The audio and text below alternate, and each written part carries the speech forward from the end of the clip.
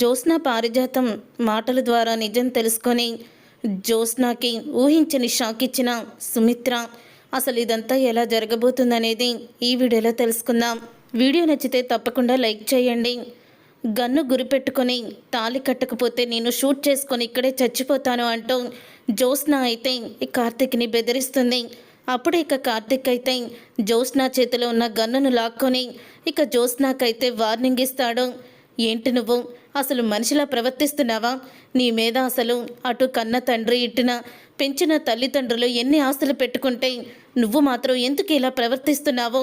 వాళ్ళ ప్రేమ నీకు కనిపించడం లేదా అని కార్తీక్ అడుగుతూ ఉంటాడు. వాళ్ళు నా మీద ఎంత ప్రేమని పెంచుకున్నారో అంతకన్నా డబల్ రెట్టు ప్రేమ నీ మీద నేను పెంచుకున్నాను. నా ప్రేమ నీకు కనిపించడం లేదా అని జ్యోత్స్న అయితే మాట్లాడుతూ ఉంటుంది. తింగర మాటలు మాట్లాడావంటే చంప పగిలిపోతుంది అని జ్యోత్స్న చేతిలో ఉన్న తాళిని తీసుకొని విసిరి కొడతాడు. ఇక విసిరి కొట్టి జ్యోత్స్ననైతే ఇంటికి తీసుకొస్తాడు కార్తీక్ అయితే. అప్పటికే ఇక దశరథ అందరూ కూడా కార్తీక్ జ్యోత్స్న ఇంకా ఇంటికి రాలేదేంటా అని ఆలోచిస్తూ ఉంటారు. ఇక పారిజాతం అయితే వస్తుంది. పారిజాతాన్ని చూసే శివనారాయణ, ఏంటి ఎక్కడికి వెళ్ళిపోయావు నువ్వు? ఇంతసేపు ఎక్కడున్నావు అని అడుగుతూ ఉంటాడు. శివనారాయణ అయితే నా గురించి బాగానే ఆలోచిస్తున్నారులేండి, ఇంటికి రావాల్సిన వాళ్ళు వచ్చారా అని అడుగుతూ ఉంటుంది పారిజాతం. అప్పుడే ఇంకా జ్యోత్స్న కార్తిక్ ఇంకా ఇంటికి రాలేదు, వాళ్ళ గురించే ఎదురు చూస్తున్నాము అని అంటూ ఉంటే, ఎదురు చూసే బదులు జ్యోత్స్నకి ఫోన్ చేయొచ్చు కదా. అయినా ఈరోజు కార్తిక్ పెళ్లి రోజు, భార్యాభర్తలు ఇద్దరు కలిసి ఉందామని అనుకున్నారు, మీరు మాత్రం జ్యోత్స్నతో పంపించారు. అదేదో మొక్కు అనేసరికి ఇక సుమిత్ర కూడా కాదనకుండా పంపించింది. మరి పెళ్లి రోజు నాడు కార్తిక్ని అసలు తన భార్య దగ్గరికి ఉండనివ్వకుండా జ్యోత్స్న ఎందుకు ఇలా చేస్తుందని మీకు అనిపించడం లేదా అని అడుగుతూ ఉంటుంది పారిజాతం. అప్పుడు ఇక దశరథ అయితే మేము అదే ఆలోచిస్తున్నాం పిన్ని అని అంటూ ఉంటే, ఏంటండి మీరు కూడా ఏదో అత్తయ్య గారు మాట్లాడుతున్నారని మాట్లాడుతున్నారు, కానీ అయినా దీప జ్యోత్స్న ఇద్దరు ఇప్పుడు కలిసిపోయారు. జ్యోత్స్నకి దీప మీద ఎటువంటి పగ లేదు. అనుకోకుండా తనకేదో హెడేక్ ఏదో వచ్చి హాస్పిటల్కి వెళ్ళాలని చెప్పింది కదా అని సుమిత్ర అంటూ ఉంటుంది. అప్పుడే ఇక సుమిత్ర మాటలకి, అవును సుమిత్ర, నీ కూతురు చాలా అమాయకురాలు, తనకేమీ తెలీదు, నువ్వు మాత్రం నీ కూతురు చెప్పిందే విను అని అంటూ ఉంటుంది పారిజాతం. ఈలోగా జ్యోత్స్న కార్తీక్ అయితే ఇంటికైతే వచ్చేస్తారు. అదిగో వచ్చేస్తున్నారు వాళ్ళు అని సుమిత్ర అయితే అంటూ ఉంటుంది. ఎక్కడికి వెళ్ళారా మీ ఇద్దరు? ఫోన్లు పనిచేయవేంటి అని అడుగుతూ ఉంటాడు శివనారాయణ. అది తాత అని అంటూ ఉంటాడు కార్తీక్ అయితే. నాకు బాగా తలనొప్పిగా ఉందని హాస్పిటల్కి తీసుకువెళ్ళాను తాత అని అంటూ ఉంటుంది జ్యోత్స్న. మరి హాస్పిటల్కి వెళ్తే రిసిప్ట్ ఏది? టెస్టులు చేసిన రిపోర్ట్స్ ఏవి అని అడుగుతూ ఉంటుంది పారిజాతం. కారులో ఉండిపోయాయి గ్రాని. అదేంటి భరించలేని తలపోటు వచ్చినప్పుడు మరి మెడిసిన్స్ కూడా ఏమీ తెచ్చుకోలేదా? ఖాళీ చేతులతో ఊపుకుంటూ వచ్చావు అని అడుగుతూ ఉంటుంది పారిజాతం. అత్తయ్య గారు, ఎందుకు మీరు జ్యోత్స్నని అలా అంటున్నారు అని అంటూ ఉంటుంది సుమిత్ర. చూడమ్మా సుమిత్ర, నువ్వు నీ కూతుర్ని చాలా నెత్తిన పెట్టుకుంటున్నావు, కానీ నీ కూతురు మామూలుదేం కాదులే. నీ కూతురు వేసే వేషాలు తెలిస్తే అప్పుడు నీకే తెలిసి వస్తుంది నీ కూతురు ఎలాంటిదో అని తిట్టుకుంటూ పారిజాతం లోపలికి వెళ్ళిపోతుంది. గ్రాని ఎప్పుడు అంతేలే మమ్మీ, తనని కూడా తీసుకువెళ్ళలేదని తన కోపం, అదేదో నేను చూసుకుంటానులే అని జ్యోత్స్న లోపలికి వెళ్ళిపోతుంది. అప్పుడే ఇక సుమిత్ర అయితే, సారీ రా కార్తీక్, ఈరోజు నిన్ను చాలా ఇబ్బంది పెట్టాను అని అంటూ ఉంటుంది. సుమిత్ర, అయ్యో ఇబ్బంది ఏముందిలే అత్త, నేను ఇంటికి వెళ్తున్నాను, దీప నా గురించి ఎదురు చూస్తుంది అని అంటూ ఉంటాడు కార్తీక్ అయితే. సరేలేరా అని అంటూ ఉంటుంది సుమిత్ర. దీపక్ కూడా సారీ చెప్పు. అయ్యో పర్వాలేదులే అత్త, నువ్వు సారీ చెప్పడం ఏంటి అని అంటూ ఉంటాడు కార్తీక్ అయితే. తర్వాత ఇక కార్తీక్ బయటికి వస్తాడు. బయటికి వచ్చినప్పుడు ఇక దశరథ అయితే కార్తీక్ వెనకాలే వచ్చి, రే కార్తీక్, జ్యోత్స్న నిన్నెక్కడికి తీసుకువెళ్ళింది అని అడుగుతూ ఉంటే, ఎందుకు మావయ్య, గుడికే తీసుకువెళ్ళింది అని అంటూ ఉంటాడు కార్తీక్ అయితే. లేదురా, గుడి తర్వాత ఏదో జరిగింది, పారిజాతం పిన్నిని చూస్తుంటే ఏదో జరిగినట్టే అనిపిస్తుంది. అసలు మీ ఇద్దరు నిజంగానే హాస్పిటల్కి వెళ్ళారా అని అంటూ ఉంటే, లేదు హాస్పిటల్కి వెళ్ళలేదు అని కార్తీక్ అంటాడు. మరి ఎక్కడికి వెళ్ళారా అని అడుగుతూ ఉంటే కార్తీక్ అయితే నిజం చెప్పేస్తాడు దశరథకి. జ్యోత్స్న ఇంతకి తెగిస్తుందా దీన్ని అని అంటూ లోపలికి వెళ్ళి కొడతాను అంటూ సీరియస్గా వెళ్తూ ఉంటాడు.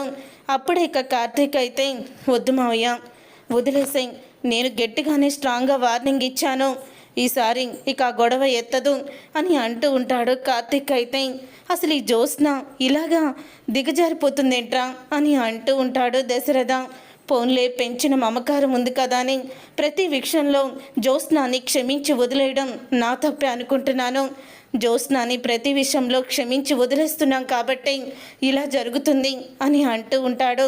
ఇక కార్తీక్తో దశరథ అయితే, మావయ్య తనలో మార్పు వస్తుంది కానీ నువ్వు ఇవేమీ కూడా అత్తతో చెప్పకు. అసలే జ్యోత్స్న మీద ఎంతో ప్రేమ పెంచుకున్న అత్త ఇప్పుడు జ్యోత్స్న గురించి నిజాలు తెలిస్తే తట్టుకోలేదు. ఏదైనా మంచి సంబంధం చూద్దాము, జ్యోత్స్నకి పెళ్లి చేద్దాము అని అంటూ ఉంటాడు. కార్తీక్ అయితే, సరేరా నీ మాటే ఇక అని అంటూ దశరథ అయితే, నువ్వు ఇంటికి వెళ్ళు, పాపం దీప ఎంత బాధపడుతుందో అని అంటూ ఉంటాడు. ఇక కార్తీక్ అయితే ఇంటికి వెళ్తాడు. కార్తీక్ ఇంటికి వెళ్ళిన తర్వాత అప్పుడే ఇక దీప అయితే వంటగదిలో ఉండి వంట చేస్తూ ఉంటుంది. దీప ఏంటి ఇక్కడున్నావు, అసలు వంట ఎందుకు చేస్తున్నావు, నువ్వు వెళ్ళారా అని అంటూ ఉంటాడు. కార్తీక్ అయితే, వద్దులే బావా నేను వంట చేసుకుంటాను, కాసేపు నన్ను ఒంటరిగా వదిలేసాయి అని అంటూ ఉంటుంది దీప. అప్పుడే ఇక కార్తీక్ అయితే, ఏమైంది దీప అలా ఉన్నావు అని అడుగుతూ ఉంటాడు. కార్తీక్ అయితే అప్పుడే ఇక కాంచన వచ్చి, ఏమైందేంట్రా ఏమైంది, పెళ్లి రోజు ఆ జ్యోత్స్నాన్ని తీసుకొని నువ్వెక్కడికి వెళ్ళావో, నీకు పెళ్లి రోజని నీకు ఒక పెళ్ళం ఉందని గుర్తుందా లేదా నీకు అని అడుగుతూ ఉంటే, అదేంటమ్మా అలా మాట్లాడుతున్నావు, మరి అక్కడ డ్రైవర్గా పనిచేస్తున్నప్పుడు అక్కడ వాళ్ళు ఎక్కడికి తీసుకువెళ్ళమంటే అక్కడికి తీసుకువెళ్ళాలి కదా అని అంటూ ఉంటాడు. కార్తీక్ అయితే, అది కావాలని మీ ఇద్దరి సంతోషాన్ని చెడగొట్టడానికి నిన్ను పగడ్బందీగా ప్లాన్ చేసి తనతో తిప్పుకుందిరా, నీకు అర్థం కాలేదా అని అంటూ ఉంటుంది కాంచన. నాకెందుకు అర్థం కాలేదమ్మా, నేనేమన్నా చిన్నపిల్ల ఉన్న అర్థం చేసుకోకపోవడానికి అత్త తీసుకువెళ్ళక తప్పలేదు అని అంటూ ఉంటాడు కార్తీక్. అసలు నువ్వు ఆ ఇంట్లో డ్రైవర్గా పనిచేయడం నాకు ఇష్టం లేదు, నువ్వు వెంటనే ఇక మానేసేయి అని అంటూ ఉంటుంది కాంచన. అయితే మరి మానేస్తే 10 కోట్లు కట్టాలి, కడదామా అని అంటూ ఉంటే, నేను మీ నాన్నని అడుగుతాను అని అంటూ ఉంటుంది కాంచన. నువ్వు నాన్నని అడుగుతావా అని అనగానే, అవునరా ఆయన నా భర్తగా అంటే నేను ఒప్పుకోను, కానీ నీకు తండ్రే కదా, తండ్రికి కొడుక్కి డబ్బులు ఇచ్చే హక్కు ఉంది కాబట్టి అడుగుతాను, నువ్వు మాత్రం ఇక డ్రైవర్గా పని మానేసేయి అని అంటూ ఉంటుంది కాంచన. నా కొడుకుని కోడల్ని విడదీయాలని ఆ జ్యోత్స్న చూస్తే మాత్రం నేను అస్సలు కూడా ఊరుకోను. మా వదిన ముందు మా నాన్న ముందు అందరూ కలిసిపోయినట్టు పార్టీ అరేంజ్ చేసి అందరి దృష్టిలో మంచిదాన్ని అనిపించుకున్నానని అదనుకుంటుంది. దాని లోపల ఉన్న స్వార్థం ఏంటో, దాని వెనకాల ఉన్న కుట్రలేంటో నాకు బాగా తెలుసు అని అంటూ ఉంటుంది కాంచన. అయితే అప్పుడే ఇక కాంచన అయితే దీపతో అంటూ ఉంటుంది, నువ్వు నీ మౌనమే నీ సహనమే ఇంత దూరం తీసుకొచ్చింది. రేపటి రోజున తను ఏం అడిగినా కూడా ఇవ్వాలనే పరిస్థితికి జ్యోత్స్న వీడిని తీసుకొస్తుంది. మరి నువ్వు ఇప్పటికీ కూడా ఆలోచించకపోతే నీ భర్త నీకు దూరం అయ్యే అవకాశమే ఉంది. జ్యోత్స్న చేసిన ప్రతి పనిని దాచిపెట్టి జ్యోత్స్న చెప్పినట్టు చేస్తున్నారు మీరిద్దరూ కూడా. ఇంట్లో వాళ్ళకి కూడా జ్యోత్స్న తప్పుల్ని తెలియనివ్వడం లేదు. దీనివల్ల మీ ఇద్దరి జీవితంలోనే ఆఘాతం వస్తుంది, గుర్తుపెట్టుకో దీప అని అంటూ ఉంటుంది కాంచన. అయితే అప్పుడే ఇక కాంచన మాటలకి దీప అయితే షాక్ అయిపోతూ ఉంటుంది. దీప నువ్వన్నా అర్థం చేసుకో, మా అమ్మ కంటే అర్థం కాదు అని అనగానే, అత్త చెప్పిన దాంట్లో తప్పే ఉంది బావా, మీరు గుడి నుంచి ఎక్కడికి వెళ్ళారు అని అడుగుతూ ఉంటుంది దీప. అప్పుడే కార్తీక్ అయితే, వదిలేసే దీప, ఇకేం ఊరంతా తిప్పుతుంది అంతే కదా అని అంటూ ఉంటే, నా మీద ఒట్టేసి నిజం చెప్పు, జ్యోత్స్న నిన్ను ఎక్కడికి తీసుకువెళ్ళింది అని అడుగుతూ ఉంటుంది దీప. అప్పుడే ఇక కార్తీక్ అయితే, ఎక్కడికో తీసుకువెళ్ళలేదో, అలాగా బయటికి తీసుకువెళ్ళింది, ఓపెన్ ప్లేస్లో ఏదో మాటలు చెప్పింది అంతే అని అంటూ ఉంటే, మరి తాలిబొట్టు కూడా చెప్పట్లేదేంటి బావా అని అడుగుతూ ఉంటుంది దీప. ఒక్కసారి కార్తీక్ షాక్ అయిపోతూ ఉంటాడు. దీప, ఈ విషయం నీకెలా తెలుసు అని అంటూ ఉంటే, నాకెలా తెలుసా, పారిజాతం గారు వీడియో పంపించారు, పారిజాతం గారు మీ మాటలన్నీ కూడా విన్నారు. నువ్వు నీ భర్తని నీ వైపు తిప్పుకోకపోతే, కంట్రోల్ చేయకపోతే జ్యోత్స్న నీ భర్తని ఎగరేసుకుపోతుంది అని అత్త అయితే ఎలా చెప్పిందో అలాగే పారిజాతం గారు కూడా చెప్పారు.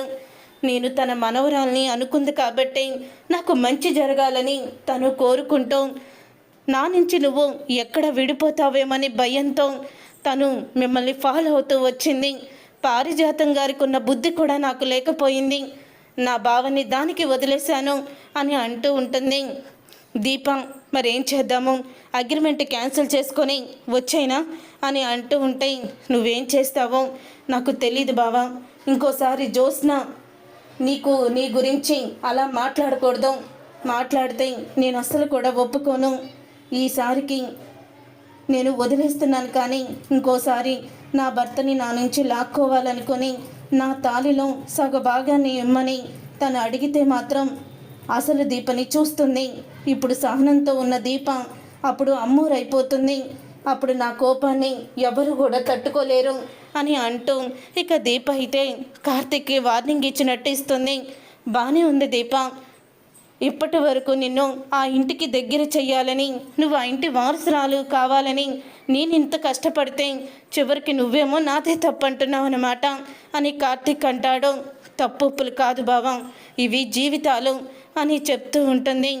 ఏదో జ్యోత్స్న ఆకతాయితనంగా అయితే పర్వాలేదు, గన్ను గురిపెట్టుకొని తర్వాత తను తాళి కట్టమని నిన్ను బెదిరించింది. ఆ రోజు నా చావుని అడ్డం పెట్టుకొని నీ చేత అగ్రిమెంట్ మీద సంతకం పెట్టించింది. నాకేమైపోతుందని నువ్వు సంతకం పెట్టావు. కానీ ఆ రోజు శౌర్యకి 50 లక్షలు ఇస్తాను, మా బావను నాకు ఇచ్చే అని నన్ను సంతకం పెట్టమంటే నేను సంతకం పెట్టలేదు. ఎందుకంటే అప్పుడు నా భర్తని వదిలేసుకోవాలని అనుకోలేదు. కానీ నువ్వు ఏం చేశావు, అగ్రిమెంట్ మీద సంతకం పెట్టేశావు. ఇప్పుడు అగ్రిమెంట్ని వంక పెట్టుకొని జ్యోత్స్న మనతో ఆడుకుంటుంది. అలాగే ఏదో ఒక రోజు జ్యోత్స్న చచ్చిపోతుందేమో, మళ్ళీ ఏమైపోతుందని భయంతో నువ్వు ఇలాంటి నిర్ణయాలు, తొందరపాటు నిర్ణయాలు తీసుకోకు బావా అని డైరెక్ట్గానే ఇక కార్తీక్ అయితే చెప్తుంది. చాలా బాగుంది, ఇప్పుడు నేనేమన్నమాట తప్పు చేసింది అని కార్తీక్ అయితే మనసులో అనుకుంటూ ఉంటాడు. తర్వాత ఇక జ్యోత్స్న గదికి వెళ్తుంది పారిజాతం. జ్యోత్స్న గదికి వెళ్ళి ఇక పారిజాతం అయితే జ్యోత్స్న చెంప పగలగొడుతుంది. అప్పుడే ఇక జ్యోత్స్న అయితే, గ్రాని ఏమైంది నీకు, నిన్న పిచ్చి పట్టిందా, నన్నెందుకు కొట్టావు అని అంటూ ఉంటే, పెళ్ళైన మగాడిని, అందులోనూ భార్య కడుపుతో ఉందని తెలుసుకొని కూడా అతన్ని ఎలా కోరుకోవాలనిపించిందే నీకు, ఇంతకి దిగజారిపోయావేంటి నువ్వు అని అడుగుతూ ఉంటుంది పారిజాతం అయితే జ్యోత్స్నాని. అప్పుడే అక్కడికి వచ్చిన సుమిత్ర అయితే వీళ్ళిద్దరి మాటల్ని వినేస్తుంది. ఇక వీళ్ళిద్దరి మాటల్ని వినేసి సుమిత్ర షాక్ అయిపోతూ ఉంటుంది. సుమిత్ర షాక్ అయిపోతూ, ఏంటి కార్తీక్ని పెళ్లి చేసుకోమని జ్యోత్స్న అడిగిందా అని షాక్ అయిపోతూ ఉంటుంది. నేను బావని పెళ్లి చేసుకోమనడం ఏంటి, బావ లాంటి భర్త కావాలనుకున్నాను అని అంటూ ఉంటుంది జ్యోత్స్న. ఇంకొక మాట మాట్లాడావంటే చెంప పగిలిపోతుంది. గుడి దగ్గర నుంచి నువ్వు కార్తీక్ని ఎక్కడికి తీసుకువెళ్ళావే అని అడుగుతూ ఉంటుంది పారిజాతం. ఎక్కడికి, హాస్పిటల్కి అని అనగానే, ఇదే నా హాస్పిటలు అని వీడియో చూపిస్తుంది. ఇక ఆ వీడియోని చూసి జ్యోత్స్న అయితే షాక్ అయిపోతూ ఉంటుంది. గ్రాని, అంటే నువ్వు మమ్మల్ని ఫాలో అవుతూ వచ్చావా అని అనగానే, అవునే ఫాలో అవుతూ వచ్చాను, దీప జీవితంలో కుంపటి పెట్టాలని చూస్తున్న నిన్ను కంట్రోల్ చేద్దామని ఫాలో అవుతూ వచ్చాను. కానీ నువ్వు గన్ను గురిపెట్టుకొని కార్తీక్ని తాళి కట్టమని నువ్వు అడిగావు. అప్పుడే నేను నీ చేతిలో ఉన్న గన్నుని తీసేసుకొని నిన్నే షూట్ చేద్దామనుకున్నాను. అయినా దీప జీవితానికి నువ్వేంటే ఇలా దాపరించావు అని అడుగుతూ ఉంటే, గ్రాని నువ్వేనా మాట్లాడేది ఇలాగా, ఎప్పుడు ప్రతి దాంట్లో నాకు సపోర్ట్ చేసేదానివి అని అంటూ ఉంటే, ఇలాంటి వాటిల్లో సపోర్ట్ చేస్తే నన్ను జనాలు ఎలా తిడతారో తెలుసా, ఇప్పటి వరకు పారిజాతం గారంటే ఏదో అనుకున్నాము, ఇప్పుడు మొత్తానికి ఈ జ్యోత్స్న చేసే పనుల్లో ఇలాంటి పనులకు కూడా సపోర్ట్ చేస్తుందని నా ముఖాన ఉమ్మేస్తారు అని అంటూ ఉంటుంది పారిజాతం. అప్పుడు ఇక వీడియో చూసి సుమిత్ర షాక్ అయిపోతూ ఉంటుంది. అంటే జ్యోత్స్న కావాలని కార్తిక్ని దీపకి దూరం చేయడానికి ఇదంతా చేస్తుందనమాట. నేను జ్యోత్స్న ఆలోచన తెలియక కార్తిక్ని బలవంతంగా జ్యోత్స్నతో పాటు పంపించానా అని షాక్ అయిపోతూ ఉంటుంది సుమిత్ర అయితే. ఇక సుమిత్ర అలా షాక్ అయిపోయిన తర్వాత అప్పుడే జ్యోత్స్న అయితే ఎవరు ఏమనుకున్నా గ్రాని నేను మాత్రం నెక్స్ట్ చేసేది అదే. బావ రాసిన అగ్రిమెంట్ ఉంది కదా, బావ రాసిన ఆ అగ్రిమెంట్ మీద నన్ను పెళ్లి చేసుకోవాలని రాస్తాను. తాత చెప్పినా మమ్మీ చెప్పినా డాడీ చెప్పినా సరే ఆ అగ్రిమెంట్ అడ్డం పెట్టుకొని బావ చేత తాళి కట్టించుకుంటాను అని అంటూ ఉంటుంది జ్యోత్స్న. ఆ మాట విని అప్పుడే ఇక ఒక్కసారే షాక్ అయిపోతూ ఉంటుంది సుమిత్ర అయితే. ఇదిగో గ్రాని అగ్రిమెంట్ పేపర్సు ఈరోజే, దీంట్లో నాకు కావాల్సినవన్నీ నేను రాసుకుంటాను. ఎవరేమైనా పర్వాలేదు. ఆ రోజు తాతతో అగ్రిమెంట్ గురించి కూడా తప్పే చెప్పాను కదా. దీప ప్రాణాలతో పోరాడుతూ ఉంటాయి, దీపకి బ్లడ్ ఎక్కడ దొరుకుతుందని బావ అల్లాడిపోతూ ఉంటాయి. బ్లడ్ ఇవ్వడానికి వచ్చిన డోనర్స్ని ఆపేసి బావని బెదిరించి సంతకం పెట్టించుకున్నాను. కానీ తాత దగ్గర బావని అలా తిట్టాడు ఇలా తిట్టాడు అని తాతకి అబద్ధం చెప్పాను. ఇంత పకడ్బందీగా ప్లాన్ చేసింది నేను ఎందుకు అనుకుంటున్నావు ఇందుకే అని అంటూ ఉంటుంది. ఈ జ్యోత్స్న పెళ్లి చేసుకుంటే కార్తిక్నే చేసుకుంటుంది అని అంటూ ఉంటాయి. అప్పుడే ఇక నిన్ను ఆ దేవుడు కూడా మార్చలేడే అని పారిజాతం తిట్టుకుంటూ ఉంటుంది. అప్పుడే ఇక సుమిత్ర అయితే తన గదిలోకి వెళ్ళి బాధపడుతూ ఉంటుంది. జ్యోత్స్న వల్ల దీప జీవితం ఏమీ కూడా కాకూడదు అని అంటూ ఇక సుమిత్ర అయితే ఒక నిర్ణయానికి వస్తుంది. ఉదయం అవుతుంది. ఉదయం అవ్వంగానే అప్పుడే ఇక కార్తీక్ అలాగే దీప ఇద్దరు కూడా ఇంటికైతే వస్తారు. అప్పుడే ఇక జ్యోత్స్న అయితే అంటూ ఉంటుంది, వచ్చావా బావా, నీ గురించే ఎదురు చూస్తున్నాను, పద వెళ్దాం అని అంటూ ఉంటుంది జ్యోత్స్న. ఎక్కడికి జ్యోత్స్న అని అడుగుతూ ఉంటుంది సుమిత్ర అయితే. బయటికి వెళ్ళాలి మమ్మీ, పనుంది అని అనగానే ఏంటా పని చెప్పు. నిన్నటిలాగా నా గురించి ఇంకో గుడిలో ఏదన్నా అభిషేకం చేయించాలనుకుంటున్నావా, లేకపోతే దారిలో తలనొప్పి వస్తే హాస్పిటల్కి వెళ్దామనుకుంటున్నావా అని అడుగుతూ ఉంటుంది సుమిత్ర. సుమిత్ర మాటలకి షాక్ అయిపోతూ ఉంటుంది జ్యోత్స్న అయితే. మమ్మీ ఏంటి ఇలా మాట్లాడుతుంది అని షాక్ అయిపోతూ ఉంటుంది. అదే మమ్మీ, ఒక ఫ్రెండ్ని అర్జెంటుగా కలవాలి అని అంటూ ఉంటే కార్తీక్ ఇక్కడ డ్రైవర్ కాదు, కార్తీక్ ఇంటికి మేనల్లుడిగానే వస్తాడు, ఇక డ్రైవర్గా రాడు అని అంటూ ఉంటుంది సుమిత్ర అయితే. ఇక సుమిత్ర మాటలకి అప్పుడే ఇక జ్యోత్స్న అయితే ఏంటి మమ్మీ నువ్వు చెప్పేది అని అంటూ ఉంటే, అవును నేను చెప్పేది నువ్వు విను. ఈ రోజు నుంచి కార్తీక్ ఇక్కడ పనికి రాడు, అలాగే దీప కూడా రాదు. రే కార్తీక్, నీ భార్యని తీసుకొని నువ్వు వెళ్ళిపో అని అంటూ ఉంటే, అది కాదత్తా, అగ్రిమెంట్ లేదు ఏమీ లేదు, నీ భార్యని తీసుకొని వెళ్ళిపోమని చెప్తున్నాను కదా అని అంటూ ఉంటుంది సుమిత్ర గట్టిగా. సుమిత్ర ఏమైంది, ఎందుకు అలా ఆవేశపడుతున్నావు అని అనగానే, ఆవేశం కాదు మావయ్య గారు, ముందు ఆలోచన, అందుకనే నేను కార్తీక్ని వెళ్ళిపోమని చెప్తున్నాను. ఈ విషయంలో మీరెవ్వరూ కూడా అడ్డుపడకండి, అడ్డుపడితే నా మీద ఒట్టే అని అంటూ ఉంటుంది సుమిత్ర. నీకేమైనా పిచ్చి పట్టిందా మమ్మీ, ఇలా మాట్లాడుతున్నావు అని అనగానే జ్యోత్స్న చెంప పగలగొడుతుంది. పిచ్చి గిచ్చి అన్నావంటే పళ్ళు రాలిపోతాయి, వెళ్ళి అగ్రిమెంట్ కాగితాలు తీసుకురా అని అంటూ ఉంటుంది సుమిత్ర అయితే. అప్పుడే జ్యోత్స్న అగ్రిమెంట్ ఇప్పుడెందుకు అని అనగానే, ఇదిగో సుమిత్ర అని పారిజాతం అగ్రిమెంట్ పేపర్స్ అయితే తీసుకొచ్చేస్తుంది.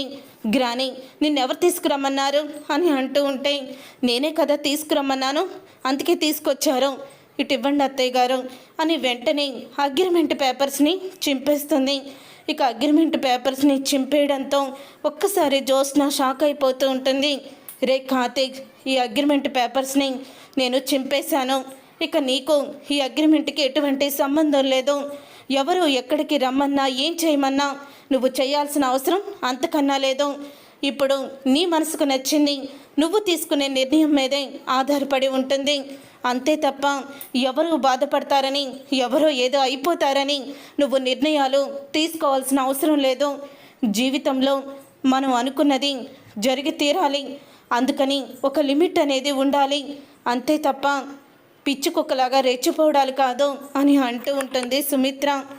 దీప, నీ భర్తను తీసుకొని వెళ్ళు అని అంటూ ఉంటే, అది కాదమ్మా, ఇంకా ఏది కాదో నీ భర్తను తీసుకొని వెళ్ళమంటే నీకు వినపడదా, వెళ్ళండి ఇక్కడి నుంచి అని అంటూ ఉంటుంది సుమిత్ర. ఇక జ్యోత్స్న అయితే సుమిత్ర ఇచ్చిన షాక్కి ఇక తను అలా స్టన్ అయిపోయి ఉండిపోతుంది. చూసారుగా ఫ్రెండ్స్, రాబోయే కథలో ఖచ్చితంగా ఇలాగే జరగబోతుంది. మరి ఇలాగే జరగాలని మీరైతే కోరుకుంటున్నారా? అయితే వీడియోని తప్పకుండా లైక్ చేయండి. మీరు చేసే ఒక్క లైక్ మాకు ఎంతో సపోర్ట్ని ఇస్తుంది.